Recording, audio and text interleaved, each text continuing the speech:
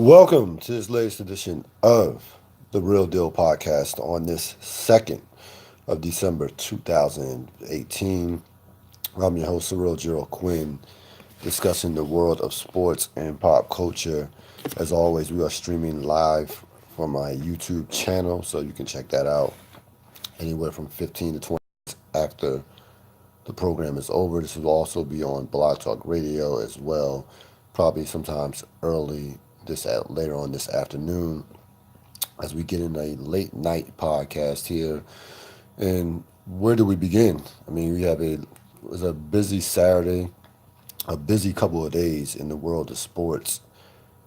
We'll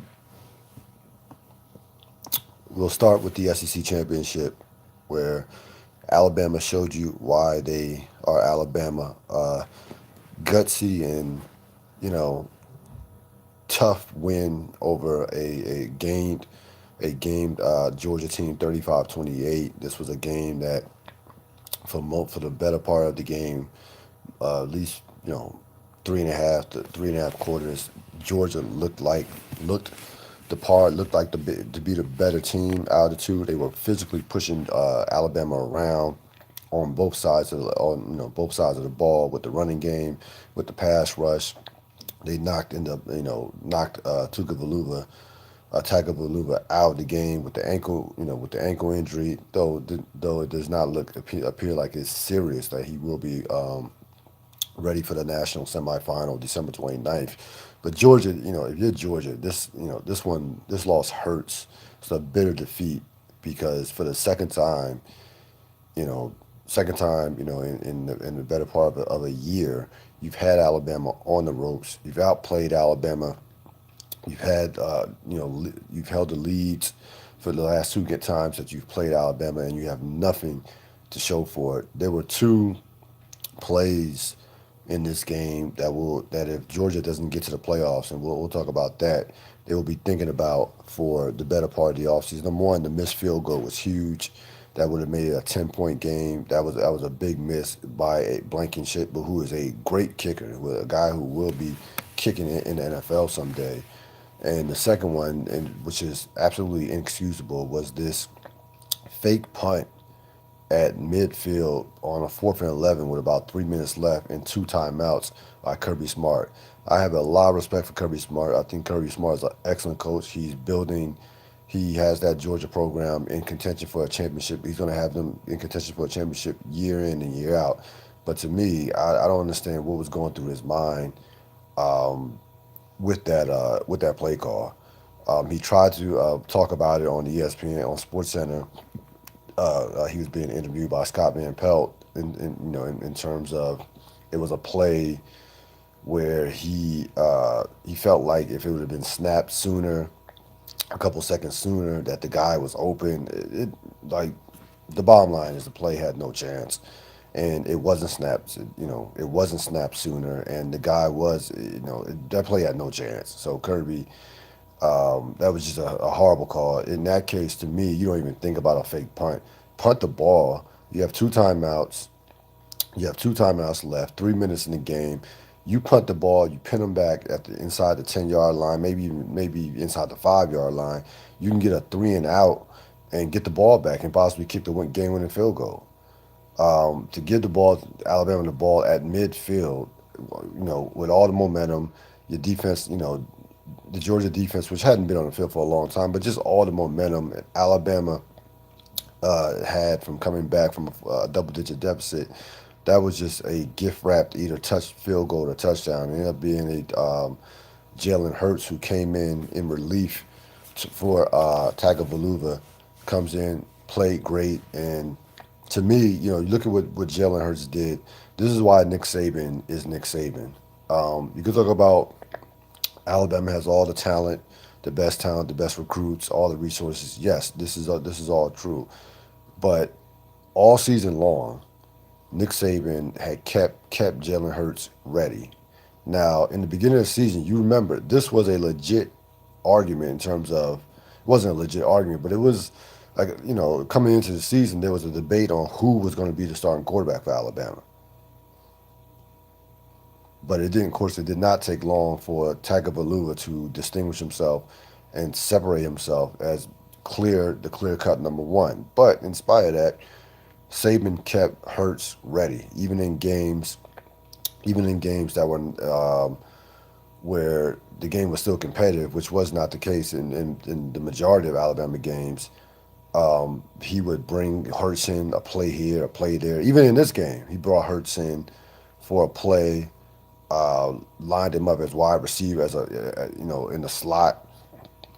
But all season long, he kept Hurts engaged. He kept him ready, despite the fact that has a guy and we'll talk about the Heisman Trophy, who is a prime candidate for a Heisman to win the Heisman Trophy.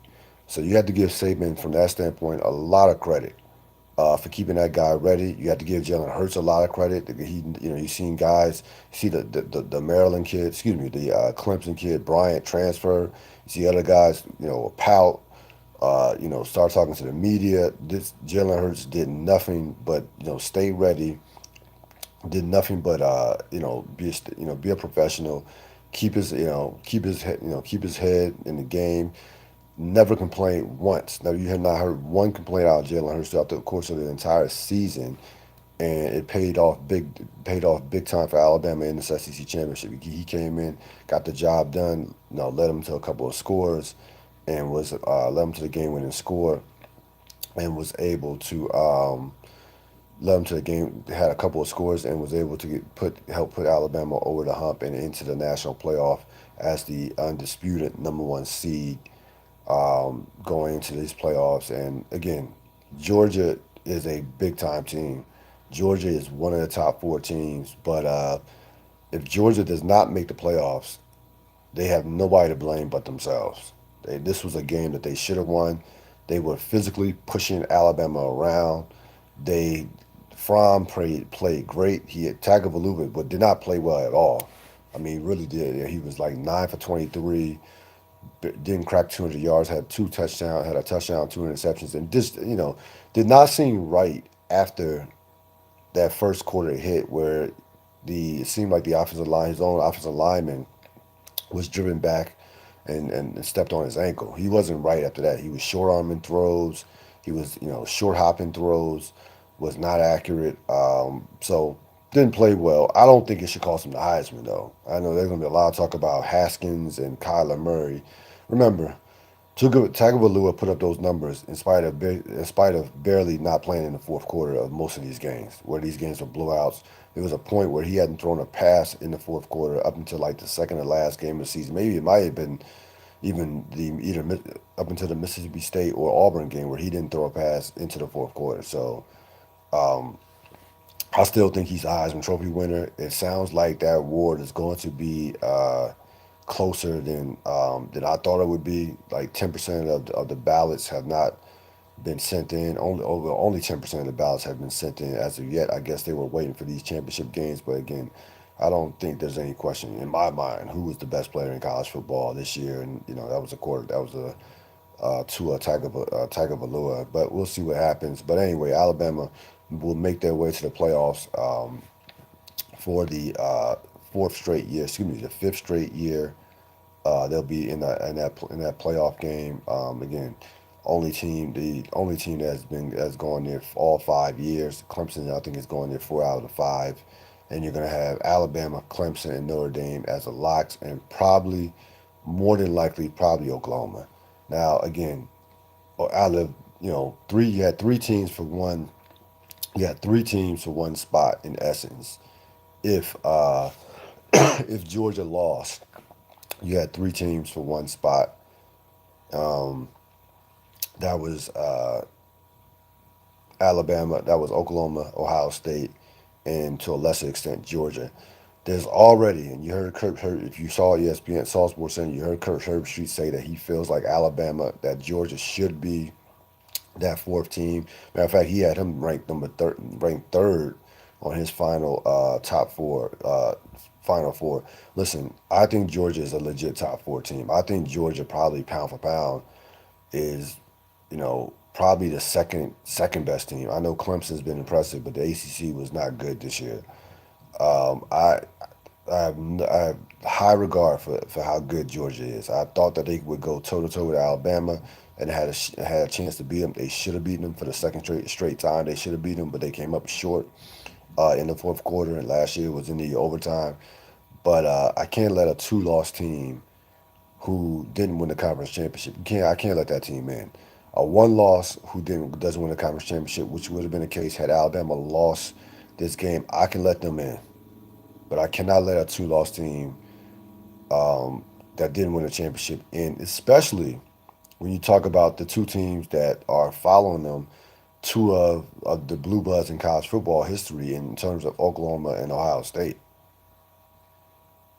Now you want to look at now again. I'd much rather see Ohio State in the playoffs over Oklahoma because I think Ohio State is a better, well-rounded team defensively, especially defensively. But Oklahoma did win both regular season and conference turn in their conference championship, and that has to count for something. Now again, I think Georgia is better than both of them myself. You give me the eye test. I'm taking Georgia over both of those teams. But the bottom line is Georgia lost two games, so it'll be very interesting to see where where who's that fourth team. I think it's probably going to be Oklahoma, but I would not be. You never know with the committee. I would not be surprised if they put Georgia in there. Would not be in the least bit surprised if they put Georgia in that fourth spot. You know who the first three are going to be. Alabama's going to be one. Clemson's going to be two. Notre Dame will be three, and you'll either have Oklahoma, Ohio State, or Georgia in that fourth spot. But it's hard for me. Hard to watch. I understand. I understand. It's hard to watch that game, Alabama and Georgia, and not put Georgia in the playoffs, considering the fact that that Georgia is one of the four best teams in the country. We know that without question. That if the criteria is who are the four best teams, there's no question that Georgia fits that criteria. But again, two losses is two losses. And we're not talking about a two-loss team with a conference championship. We're talking about a two-loss team that did not win that conference championship.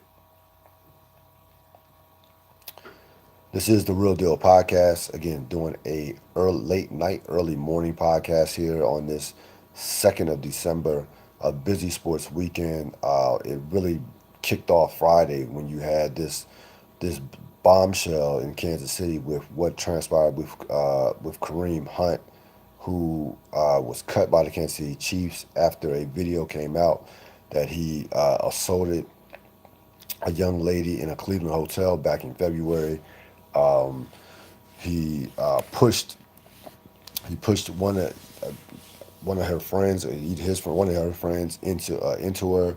She was on the ground. He kicks her in the stomach. Again, this video came out in February.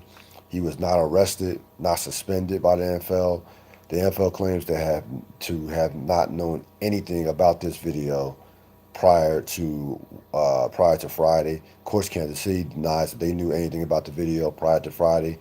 Kansas City, basically said that they cut Hunt based on the fact that he misled them during the investigation when the incident came out. So again, I don't know. You would lean towards the video. Listen, the NFL has all kinds of resources. I have a hard time believing that neither Kansas City or the NFL didn't know anything about this video coming out. They have a very difficult time, especially coming off the Ray Rice situation a couple years ago. But regards to this, Kareem Hunt's career is probably over. I say Kareem Hunt's career is over in regards to playing NFL football again, based on what transpired with the Ray Rice situation. Now, the question is, and I posted this a couple hours, earlier in the day, should his career be over? Now, I know some of you are already going to say, what are you talking about? He assaulted a woman. I don't condone any violence whatsoever, or physical violence on a woman, on in terms of a man putting their hands on a woman. But what I'm saying is, the NFL does not have any, dare I say, programs or treatment for such acts. There are programs for, if a guy gets a DUI. They have drug programs. If a guy is test for PEDs or has a drug problem, there's stuff that there are programs in place that can help, not cure, but can help assist a player if he has those if they have those kind of problems. There are no programs for domestic violence or physically putting their hands on a woman. You want to say anger management. Hunt also had a situation where he allegedly punched a guy in the face. So again, shouldn't touch anybody. So, but this is the first of him. Have we ever heard of him putting his hands on a woman? Now, again, if this was repeated, if he repeatedly did this, it would be no question that he wouldn't deserve to play football. Probably wouldn't deserve to play football. This being the first time, um, should his career be over? I don't really have the answer to that question. I could say that I wouldn't want him on my team. I wouldn't want Washington to pick him up, but I can't definitively say that his career should be over. I can't make that assessment because if his career, if the NFL does decide to say kick him out of the league or teams decide not to pick him up, will that guarantee that he doesn't touch another woman? I don't know. I don't know that. I don't have the answer to that question. So to me, I listen. If I'm a general manager or owner, he's not playing for my team. Not only from a public, from a business standpoint, not even so much from a locker room standpoint, just from public relations. That's something that you don't need to be answering questions about uh, moving forward in terms of domestic violence or in terms of just violence against women. Apparently, that eluded the Washington football team as they, with their signing of Reuben Foster. But Hunt, we know how talented he is. You know he's one of the top running backs in the league. But the bottom line is, in today's time, in today's, when something gets caught on videotape, it changes the complete dynamic. It's one thing hearing about it. Like I don't know if Greg Hardy I don't know if Greg Hardy is picked up by the Dallas Cowboys. If we saw a videotape of him slamming his girl on a stack of guns, I don't know if he's picked up by even the Cowboys. So I don't think he'll ever play NFL football again. I don't think anybody will pick him up, even despite what has transpired with Reuben Foster with Washington. Claiming him off waivers. He's going to do an interview tomorrow with ESPN. Lisa Salters on the Sunday morning countdown show that they have. Um, I think it's kind of quick for him to do an interview. I guess he wants to. I don't know if so much tell his story, but start the apology campaign early. But he again this is a situation where the video is the difference maker. When something is seen versus heard about, that changes the whole dynamic of a situation. It changes the entire dynamic. And if we had heard that he had done this, the perception would be a lot different than actually seeing it firsthand. And again, TMZ, you can say what you want about TMZ. TMZ breaks everything. Like TMZ gets any news, any like TMZ gets the information, and for the most part, they get it right.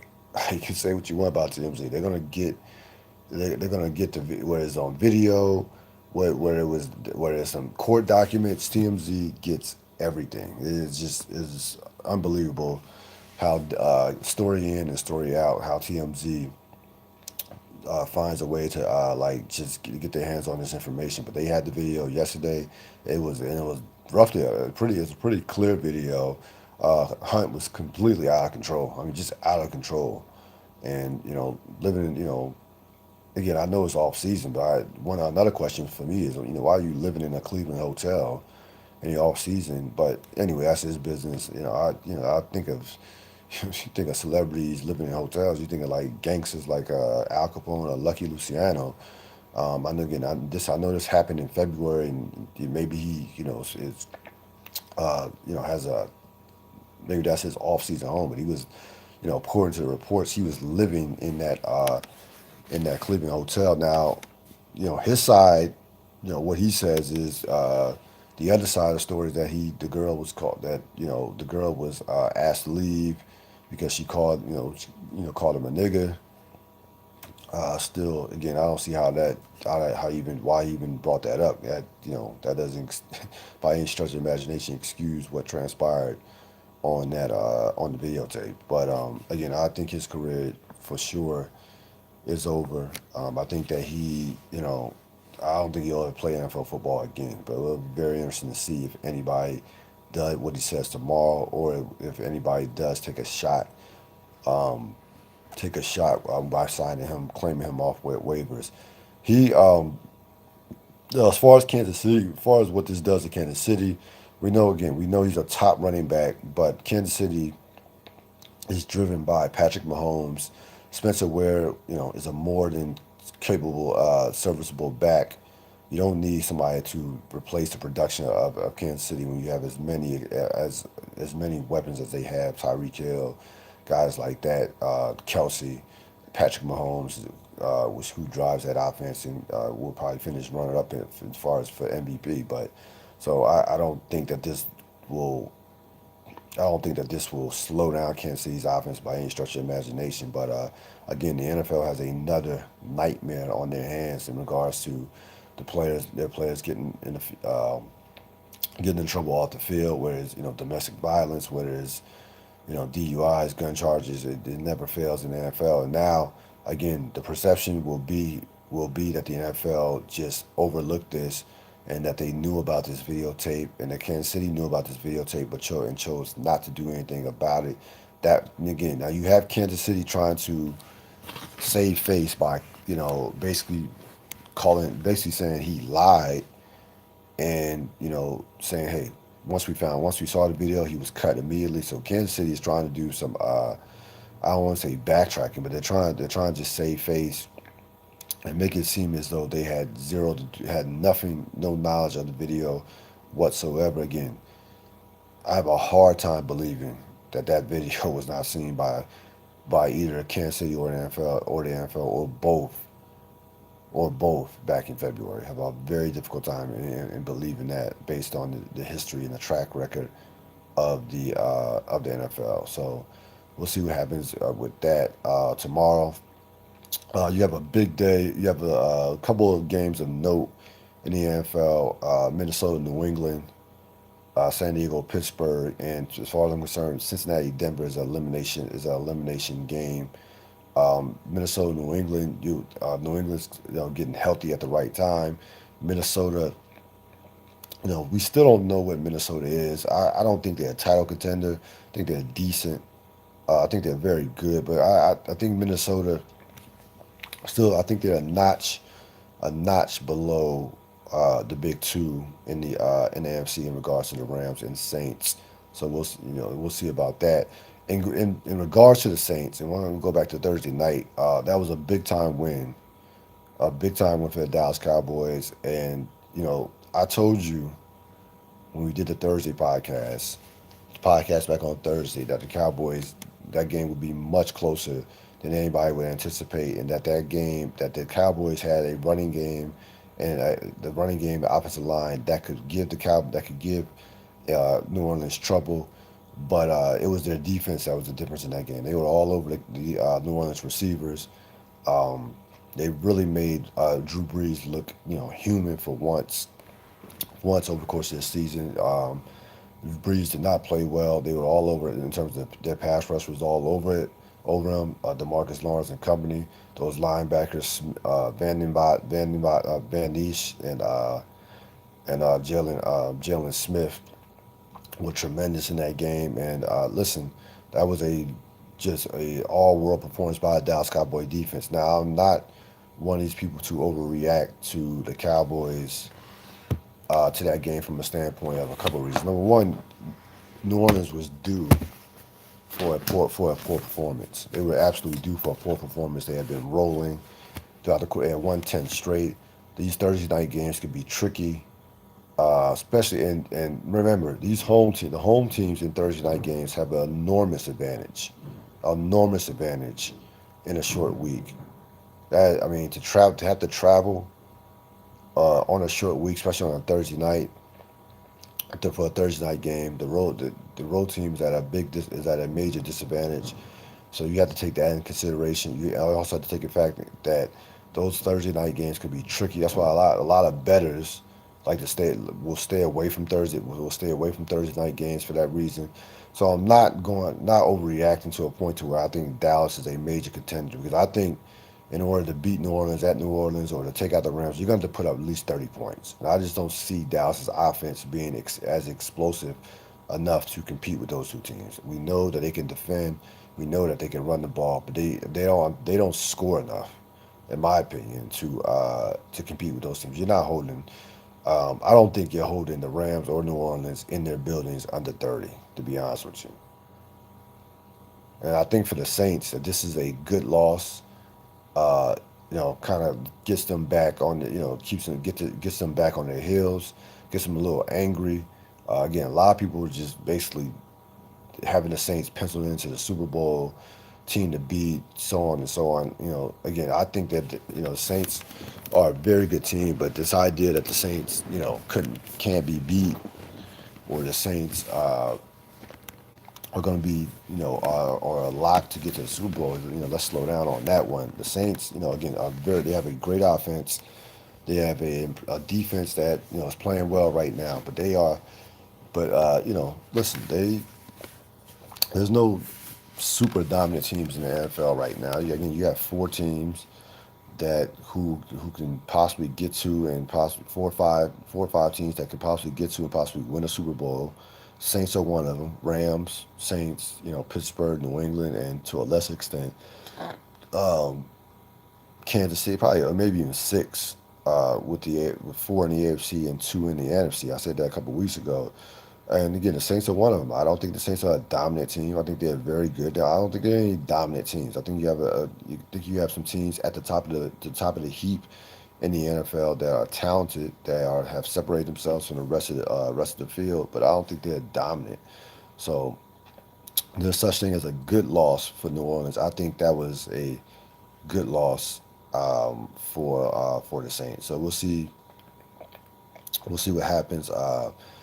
Now, that was a win-win for the Rams and for the Cowboys and Rams, because I think that clinches the NFC East for the Cowboys. I can't see the Cowboys losing the NFC East.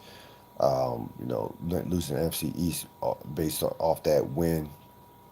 They're going to be at least a game, maybe even two games, depending on what happens in the West. They're going to be at least a game ahead. They could be a game ahead of Washington, depending on what happens in Philadelphia. If the Eagles win, and if the Eagles win, they'll be a game ahead of Washington and Philadelphia. If Washington, of course, if the Redskins win, they will be tied with Washington at 7-5. So they'll definitely be the Cowboys will definitely be keeping their eyes on that Monday night game with Washington and Philadelphia. Again, tomorrow, as far as I'm concerned, you have a couple of games with Cincinnati and Denver's elimination game. Have a big Sunday night game with San Diego, and Pittsburgh. You have so you have that, Minnesota, New England. So have a nice set of games in the NFL. If you're looking for a couple of betting picks in terms of the numbers, go San Francisco at Seattle -10, Arizona at Green Bay -14. I would take the points in both of those games, because to me, I have not seen enough. There's no way the way Green Bay's offense, and I know Arizona has been bad this year, but I just don't like. Right, I can't trust that Green Bay is going to beat anybody. You can't tell me that Green Bay is 2 touchdowns better than anyone. I know and anyone in the league. I don't care if they're the worst team in the league. So I would take the points in that game. And Seattle, with giving up 10 points, with the 10 point over, even over a San Francisco team that isn't any good. I don't think Seattle's offense is that explosive. They run the ball more than anybody in the league. So I'm taking a point. I think San Francisco finds a way to keep that game close. So those are the two picks I would have if I, if you're betting and you want to go with the picks. Those are two games that you can look forward to, that you can take a shot at in terms of picking the teams, the underdogs with the points. As far as the NBA goes, you saw Steph Curry. Steph Curry came back tonight, had 27 points, seven turnovers, in a Golden State loss. So Golden State now is 5-8 in their last 13 games, but a healthy Golden State is still by far and away the best team in the NBA.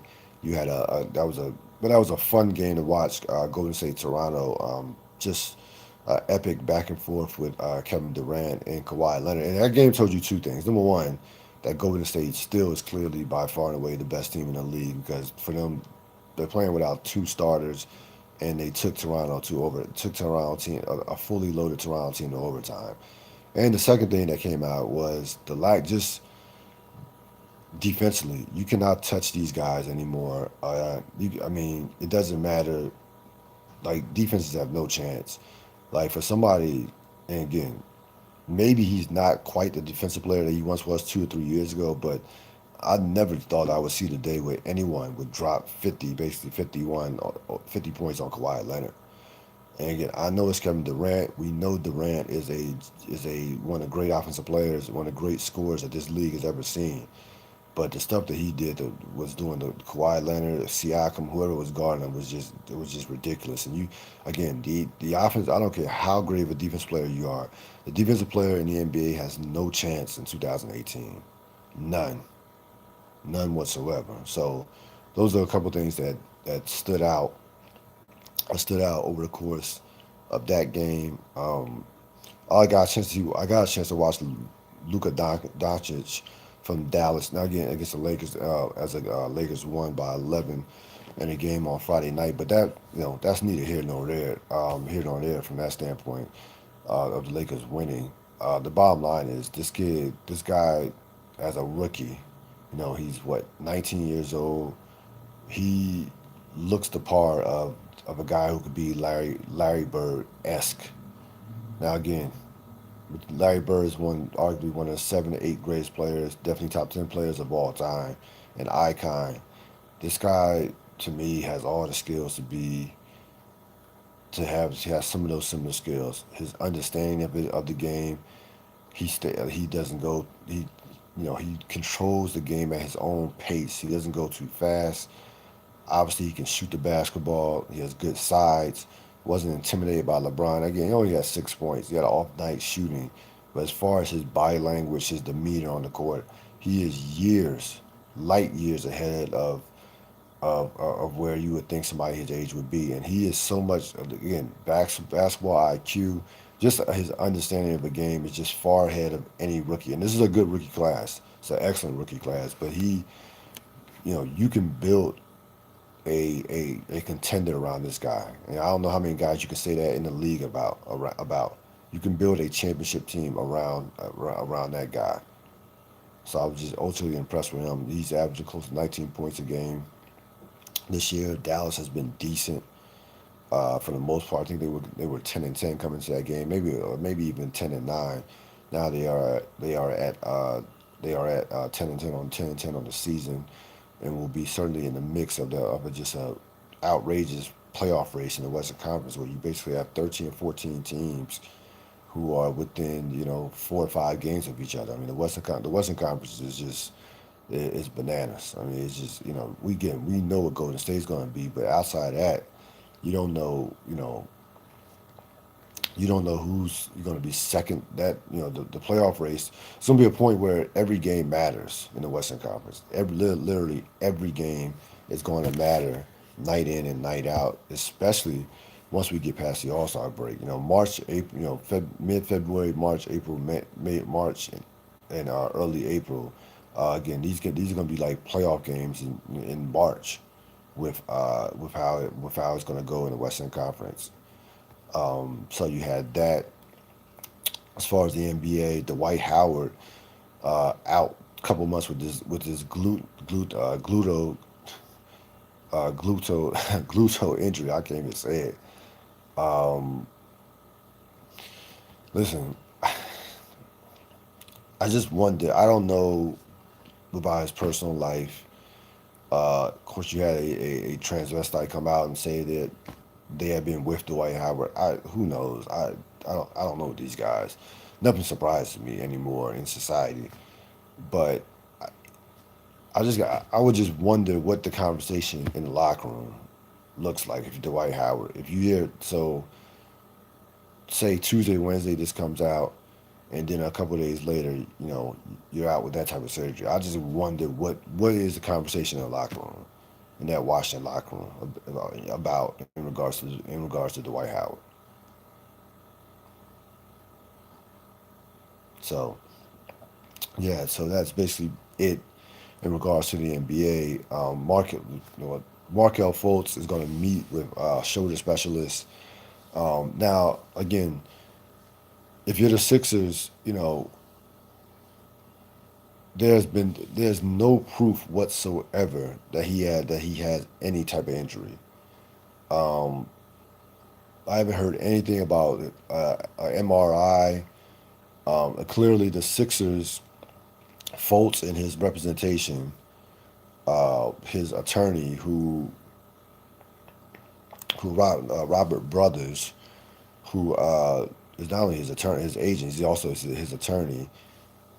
Basically after the game where he only played 7 minutes, they basically shut him down by themselves and said that he wasn't going to play. He wasn't going to play until he saw a specialist in terms of a shoulder specialist. Now, again, this is not from any none of this stuff has come from the team, the Sixers medical people. None of it's come from the Sixers medical people. Yeah, so I don't think an MRI was even done on Fultz. So we don't again we don't even know if an injury exists. Who knows? I mean, no one knows that.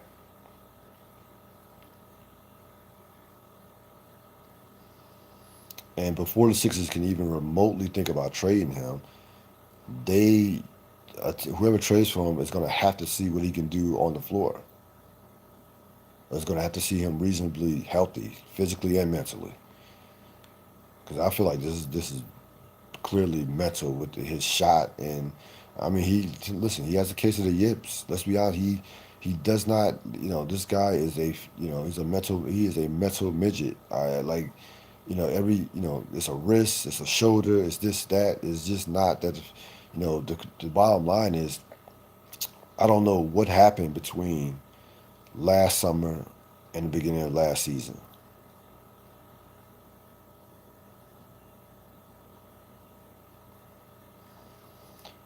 Now, with his peoples, this is clearly to me a case of Sixers got Jimmy Butler. They realized that he wasn't going to be Fultz wasn't going to be in their future plans. Fultz and his people could see the writing on the wall. Now, it's we're going to show other teams that he's not a mental midget. That he actually does have an injury, but that kind of hurts his trade value as well if he does have an injury. But I guess they're willing to take that.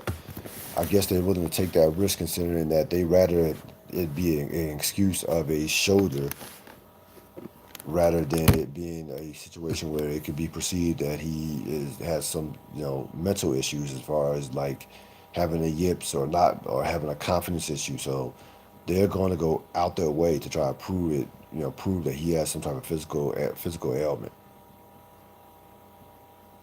But the Sixers will not. They're not going to be able to move him until all that is cleared up because his value is right now is just low. I'm not going to say not next to nothing, but it's very low. I mean, he's still a former number one draft pick. Of course, last night you also had former president, the 41st president, George Herbert Walker Bush, passing away at the age of 94. And listen, when Bush was president, he was vice president from 81 to 88, and president from 88 to 92. I knew I knew who the president was, and you know some of your local government, local councilmen and things of that nature. But you're 10 years old, you're 10 to 12, 13 years old. I wasn't following politics to a point to say I could tell, I know whether or not he was a good or bad president. I know he only did one term, and I know he kind of was a stopgap in between the Ronald Reagan, Obama eras from that standpoint. But when you have, when you have a son that becomes president and have another son that is a longtime governor, you gotta be doing something right. I mean, you gotta be doing something right. His son only became president because of his name. I mean, George Walker Bush only became president because of George Herbert Walker Bush. Let's be honest about that. The name Bush carried him to a presidency. It surely wasn't his college GPA. I'll tell you that. And you get 94 years, man. You can't ask for much more than that. I mean, 94 years. That's a long and full life. You've heard everybody speaking, reverence of him and speak just highly of him. Even Democrats, the Obamas are very complimentary of him. Um, I know he did some work in the Katrina with Bill Clinton. Um, he again, he was a one-term president. You've been hearing I'm reading a lot of stuff on maybe he was underrated as a president. Again, I don't know where to rate George H.W. Bush as a president. I think that I do know this. Um, there's a lot of positive energy going his way because he's passed away versus when he was still living. And I know for me, when I go, I want people to keep that same energy when I'm going versus as they are when I'm here. Don't say nice things about me because I'm dead. If you didn't joke, if you didn't mess with me when I was live, you don't have to say anything nice to me when I'm going. And you keep that same energy because it's been all sunshine and rose petals in regards to George H.W. Bush since he passed away less than 24 hours ago. There's not a negative thing that I've heard said about him. But again, 94 years old, world, war hero, part of the greatest, the quote unquote greatest generation, and a guy who was revered as post, post, his post presidency career has been revered since he was out since 1992 when he lost the election to Bill Clinton. So, certainly rest in peace to him. Uh, this is 8 months after he dies. 8 months after the death of his late wife, Laura Bush. Of course, they were married 73 years, which again, you will take that and then some. You'll take half of that if you to be married for that long. To be married that long, people will take 35 years, 36 years, let alone 73 years. So he dies at the age of 94. Again, anytime you have two sons who become one becomes president, and the other was a longtime governor in Florida, you have done something right as a man and as a father. As far as the hip hop goes this week, of course you had a bunch of people came out, led by of course Meek Mills with championships. And listen, I thought we were done in terms of the year in hip hop and R and rap as far as quality albums. But again, this album, can't say anything. I have nothing bad to say about this album from start to finish. I think the single with Jay Z and Rick Ross is probably the best single record I've heard all year. I thought Mona Lisa, prior to that, I would put Mona Lisa with Kendrick and Lil Wayne as my favorite record of the year. But I think Free is definitely might be the best single all year long in hip hop. And now, I was thinking about this in regards to where we're at in hip hop right now. We are in, to me, another golden era, and I'm telling you right now, there's more variety. If you're a fan of hip hop, there's more variety now than there's ever been. There's something for everybody. You got young, you can mumble rap, trap music. You can go, I mean, you can go Nas. You can go some of the rappers who have been, J. Cole, Kendrick. There's something for everybody, and I don't know if there's ever been more variety. I'll say this: there hasn't ever been in the history of hip hop more as much variety out as it is right now, 2018. Now, does this mean that era, this era of hip hop is better than the mid '90s to late mid '90s to early 2000s? No, I'll still give the slight edge to from the mid '90s to the early 2000s in terms of quality. But it's kind of like the NBA. Like the NBA right now in the NBA, there's more talented talent across the board in the league than there's ever been. Does this mean that this was better than the '80s when you had the Lakers going at it with the Celtics and the Sixers, with Dr. J and Julius Erving and some of those talent those teams across the board in terms of Hall of Famers? No, probably not.